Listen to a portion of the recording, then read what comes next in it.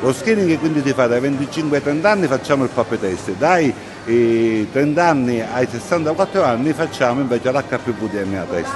Voglio ribadire anche un altro concetto, l'importanza degli stili di vita, mangiare bene, avere una corretta alimentazione, fare attività fisica regolarmente e non fumare, chiaramente è importante in generale per il benessere della persona, ma anche per la prevenzione dei tumori, perché un organismo sano che ha un buon metabolismo chiaramente reagisce meglio a delle situazioni che la possono aggredire. Voglio spendere una parola veloce sugli altri tumori e collo e l'utero. Lo screening esiste solo per il tumore e collo e l'utero.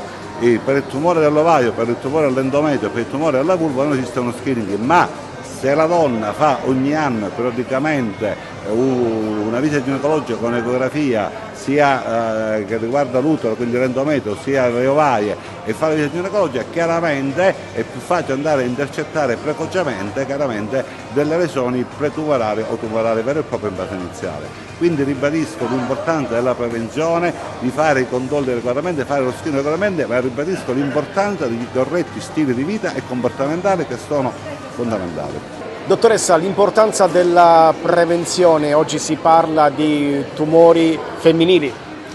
Sì, oggi si parla di tumori femminili e la prevenzione è importantissima ed è fondamentale perché soltanto grazie a una diagnosi precoce possiamo intervenire in maniera adeguata e sicuramente per salvaguardare la salute e la qualità della vita. L'importanza di questa giornata. Oggi 20 settembre è la giornata appunto dei tumori femminili e quindi siamo qui al centro commerciale per essere presenti, fortemente presenti e per ricordare alla popolazione, a tutti quanti, che la prevenzione è fondamentale e che noi siamo presenti e ci siamo sempre.